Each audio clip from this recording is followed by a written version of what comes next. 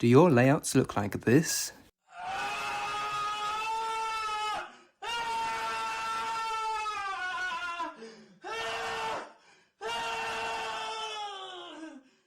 Well then this tutorial is for you. In this video I'll be explaining how you can make epic layouts for your levels. I'll be going over the basics of making gameplay, how to make your gameplay fun, important things not to do when making gameplay, and showing you some fun gameplay mechanics you can add to your layouts. So without further ado, let's get into it.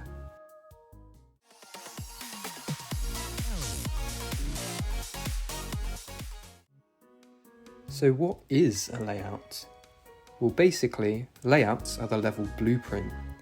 They are the basic gameplay objects that you create before adding any decorations. You should make sure the level is fair and fun to play before starting decorations, so that if there are any problems they can be easily fixed. If you are looking to get a featured level, making better gameplay is crucial for getting it sent by mods to RobTop. You should also try to make it at least 1 minute long so that it gets the long length, which is the standard for featured levels.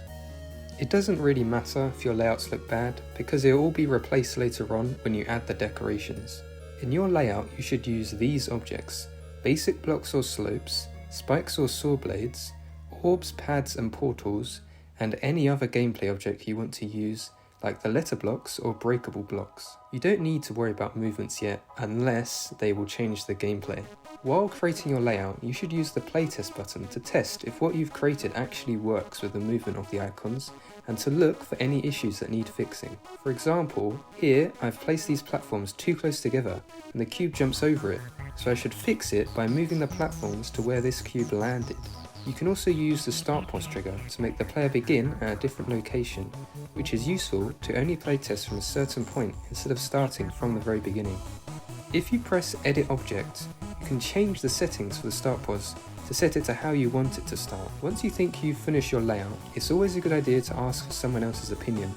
Upload the layout and ask for a friend to play it and fix any issues that they find. Or, if you don't have any friends, you could try send it on a level request stream to see what problems they have with it.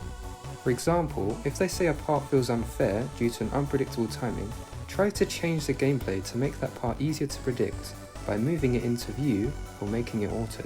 It's also worth noting that asking for feedback from just a video of the layout isn't going to do much, as most issues can only be noticed when actually playing it. When your layout is complete, add decorations on other editor layers to replace the objects and make the layout invisible with an alpha trigger.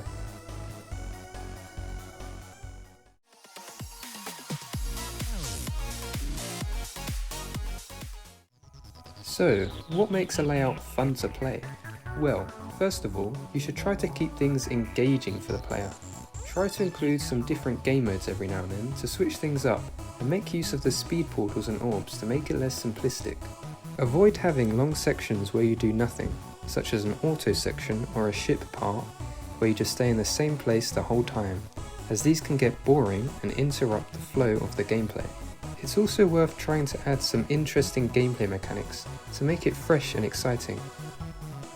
I'll go over lots of examples of these later in this video. The other important part of fun gameplay comes down to the music.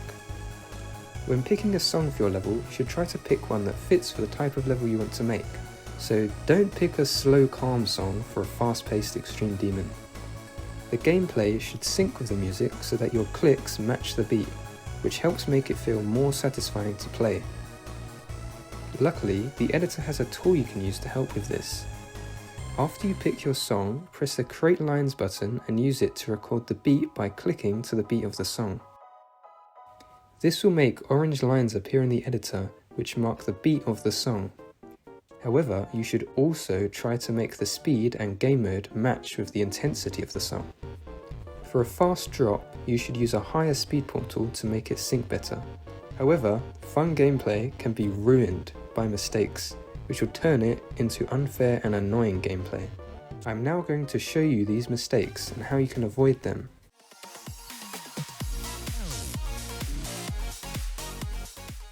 A lot of new creators don't understand that harder gameplay doesn't make it better. In fact, a lot of the time it can make it worse. Gameplay should always feel fair to play, with no cheap tricks or frustrating moments that cause unavoidable deaths.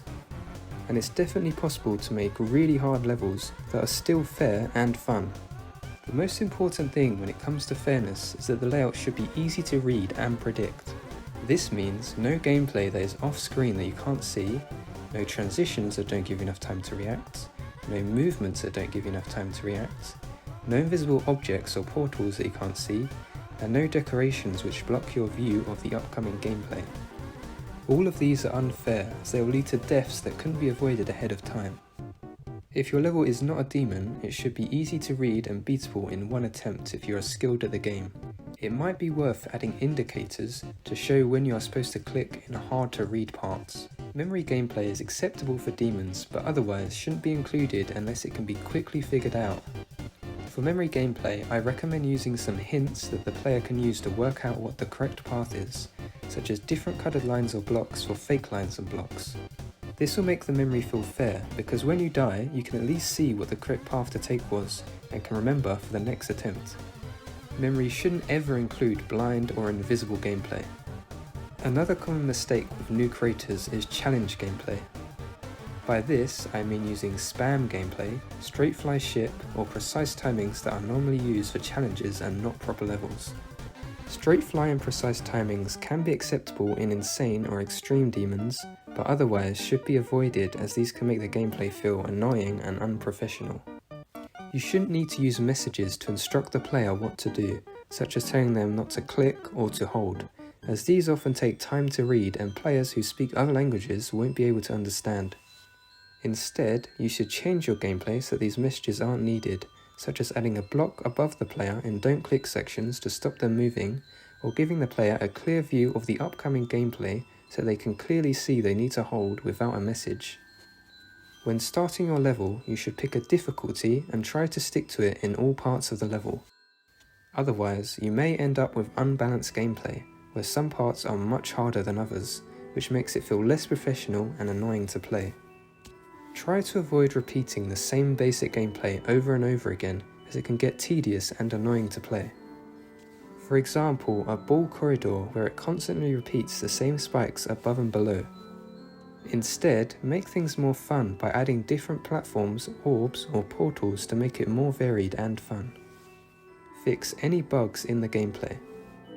Gameplay bugs are where you can die in parts that you aren't supposed to, such as at a portal after entering it too early or late.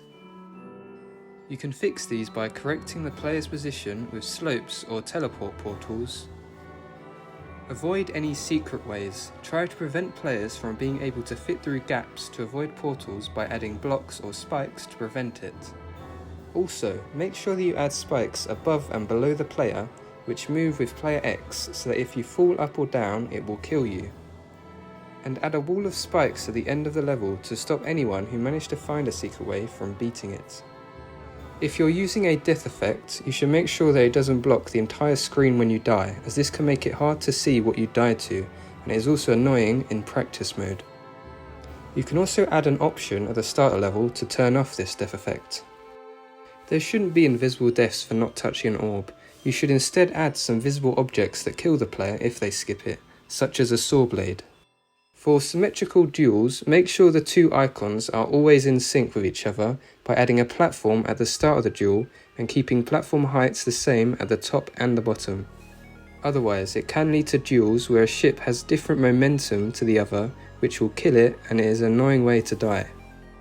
Avoid long boring waits, such as a lengthy intro or a ship part where you stay in the centre for a long time. These can make the gameplay feel tedious and ruins the flow.